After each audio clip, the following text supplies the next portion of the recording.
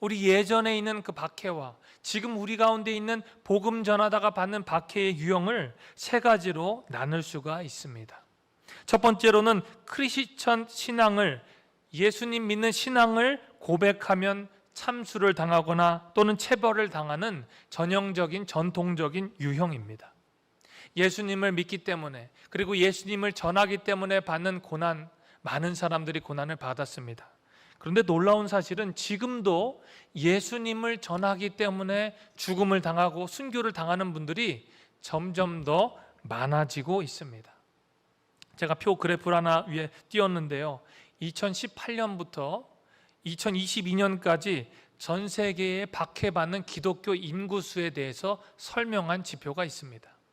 오픈도어라는 그런 선교단체에서 체크를 해봤더니 약 1억 8천만 명이 2018년도에 복음을 전하고 또 복음 때문에 박해를 받는 분들이 있었습니다. 그런데 2022년도 그 코로나 와중에도 약 3억 4천만 명, 약 1억 4천만 명 정도, 1억 6천만 명 정도 더 많은 사람들이 복음 때문에 박해를 받는 사람들이 있었습니다. 그런데 체감적으로 우리가 이 수치가 와닿지가 않습니다. 왜 그럴까요? 바로 우리가 박해 지역에 살고 있지 않기 때문입니다. 제가 나와 있는 뒤에 지도를 보시면 이제 빨간색으로 진하게 되어 있는 것이 박해 지역, 박해를 받는 지역입니다. 그리고 회색으로 되어 있는 지역이 기독교 박해를 하지 않는 지역으로 나누어져 있습니다. 그러니까 왼쪽에 보면 우리가 살고 있는 그 미국 북미 대륙에서 북쪽에 있는 이 북중미와 그리고 남미는 대부분 기독교 복음 증거에 대해서 자유로운 입장입니다. 하지만 저 밑쪽으로 중앙아시아나 그리고 북아프리카 그리고 중앙아시아, 중동 그쪽으로 가면 이슬람권에 의해서, 그리고 이슬람 원리주의에 의해서 복음이 핍박을 받습니다. 많은 사람들이 순교를 당합니다. 그리고 지금도 교회에 사람들이 쳐들어가서 교회에 예배드리고 있는 와중에 성도들을 처형하기도 합니다. 이것이 전통적으로 예전이나 지금이나 있는 복음의 박해입니다. 두 번째로는 문화적인 박해가 있습니다. 데이비드 림바흐라는 그 변호사가 이런 책을 썼어요. 제가 오늘 책을 갖고 왔는데 이 책의 이름이 Persecution이라는 책입니다. 제가 이 책을 너무 감명 깊게 읽어가지고 성도님들에게도 꼭 소개시켜 드리고 싶었습니다. 그런데 오늘 본문 제목과 아주 동일해서 여기에서 나오는 문화적인 박해에 대해서 데이비드 림바우가 너무나도 자세하게 설명을 하고 있습니다. 이분은 세 가지로 박해 내용에 대해서 설명합니다. 첫 번째로는 공교육 안에서 이루어지는 박해입니다. 그리고 두 번째는 그리고 미디어 안에서 이루어지는 박해고, 마지막으로는 그 공적인 영역에서 이루어지는 박해에 대해서 설명을 하고 있습니다. 이 데이비드가 이런 얘기를 합니다. 예전에 1962년에는 까지는 공교육 안에서, 퍼블릭 스쿨에서 교회 안에 기도하는 시간, 찬양하는 시간이 따로 있었다는 겁니다. 사립학교 말고 공립학교에서도 기도하는 시간과 찬양하는 시간, 그 시간을 보장해 줬습니다. 그런데 존 F 케네디 대통령 임기 1년 차에 대법원에서 어떤 사건에 의거해서 이것은 불평등하다라는 이야기를 해서 기도 시간, 찬양 시간이 사라지게 되었습니다. 기하급수적으로 학교와 신앙생활이 분리되었습니다. 원래 미국은 기독교 국가잖아요. 기독교 국가 안에 기독교 정신이 사라졌습니다. 안고 없는 찐빵처럼 우리 미국이 이렇게 은혜 가운데 살아가는 핵심이 예수 그리스도의 복음이고, 정말 건전하게 은혜 안에 서로 사랑하고 팁도 주고 서로 제너러시티, 사랑을 선포하는 그 배경의 핵심이 복음에 있는데 이 복음이 사라지게 된 겁니다. 공교육의 복음이 사라지니까 급격히 교육이 무너집니다. 이것은 비단 교육뿐만 아닙니다. 다른 곳까지 퍼져갑니다. 그는 책에서 이렇게 이야기합니다. 2003년 텍사스주의 갤베스턴 지역의 판사인 켄트라는 판사가 학교에서, 텍사스 지역, 그 복음화된 지역이잖아요. 그 지역에 학생들이 자꾸 연설 중에 예수님 얘기하고 하나님 얘기를 하니까 그 얘기를 하면, 졸업식이 끝나면 그 친구는 감옥에서 6개월의 징역을 살아야 된다라고 판결을 했습니다. 정말 저희가 듣지 못한 이야기죠. 그래서 친구들이 이것을 에이프릴 폴, 그러니까 만우절 장난인 줄 알았는데 실제로 그것을 법적으로 인정한다라고 이야기를 했습니다. 그러니까 공적인 영역, 학교에서 그레주에이션 세레모니 때 Jesus, God 이런 얘기를 하지 못하도록 법적으로 계속 압력을 놓는 것입니다. 제가 아는 어떤 학부모님이 이런 이야기를 해요.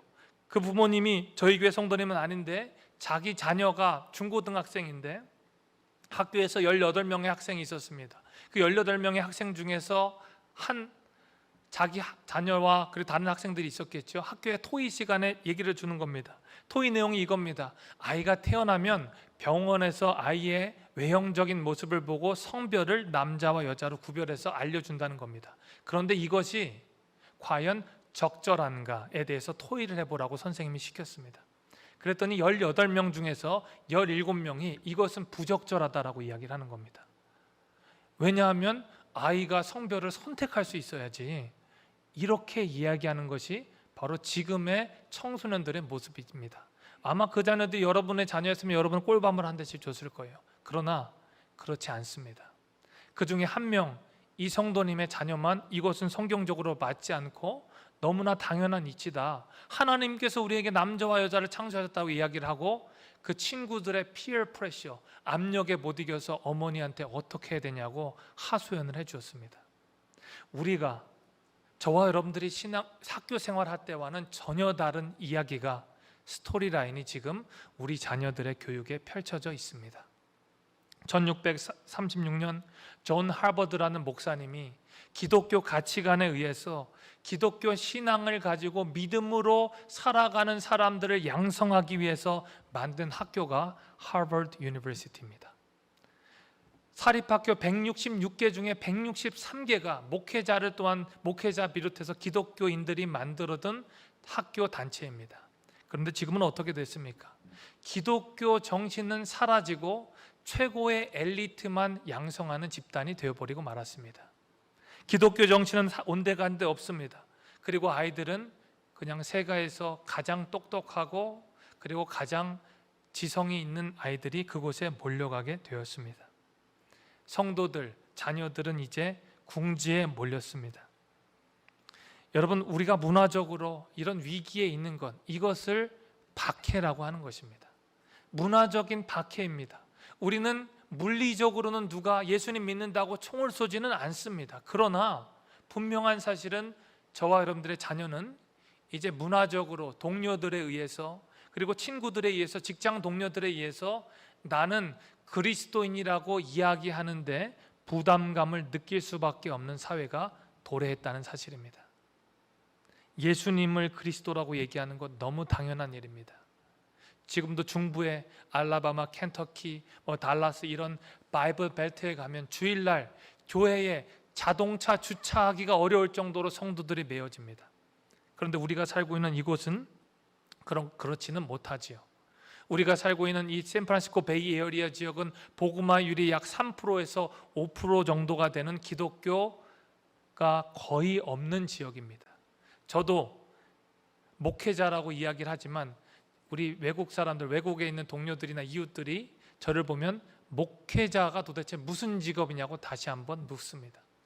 제가 새 학기가 돼서 우리 한국인 이중 문화권 가정의 부모님을 만났는데, 그 어머님을 만났는데, 그래도 한국인이니까, 해프 코리안이니까 제 아들과 친구가 되니까 너무 좋다라고 이야기를 하는 겁니다.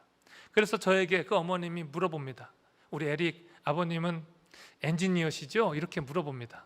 제가 생긴 게 그렇게 생겼나 봅니다. 제가 기도를 더 많이 해야 될 것 같습니다. 보기만 해도 목회자의 아우라가 나와야 되는데 제 얼굴에 엔지니어의 그 아우라가 나오나 봅니다. 우리 에릭 아버님 엔지니어시죠? 물어보는데 제가 이렇게 대답했습니다. 저는 목회자입니다 라고 얘기했더니 동공에 지진이 일어나시더라고요. 아니, 목회자? 그럼 목사님이세요? 예, 목사입니다 얘기했더니 제가 특별한 얘기도 안 했더니 그분이 이렇게 얘기하는 겁니다. 저는 하나님 안 믿습니다. 하나님 안 믿고요, 그리고 저는 또 교회도 안 다닙니다 라고 선을 이렇게 그으시더라고요. 복음을 전하는 사람, 그리고 목회자라는 위치가 지금 우리가 살고 있는 곳에서 실질적으로 이렇습니다. 목회자를 밝히는 것도 참 기쁘고 감사한 일이 되어야 되지만 어느 순간 교회와 그리고 세상과 거리가 점점 멀어지고 있다는 생각을 합니다.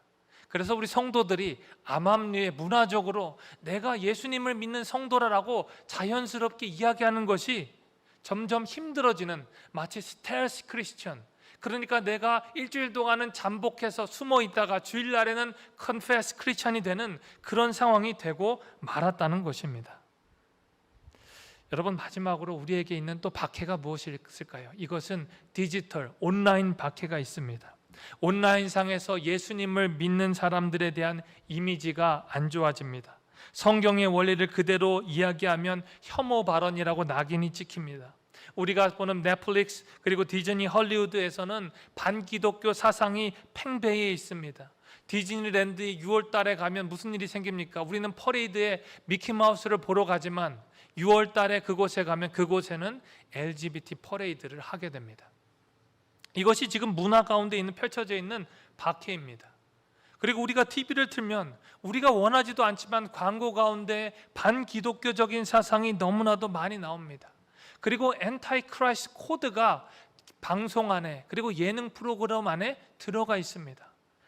여러분, 제가 특별히 프로그램을 이야기하지 않아도 여러분들이 만약에 그런 것들을 보았다면 꼭 그곳에 목회자나 그리고 목회자 자녀나 그리고 교회 다니는 성도들이 정말 광신도이거나 비정상적이고 비이성적인 행동을 하는 사람이라고 이미지를 만들어 놔서 성도들뿐만 아니라 세상에 있는 사람들이 교회에 올 수 있는 벽을 점점 더 공고히 만들어 가고 있다는 것입니다. 이것이 바로 우리에게 펼쳐진 상황입니다.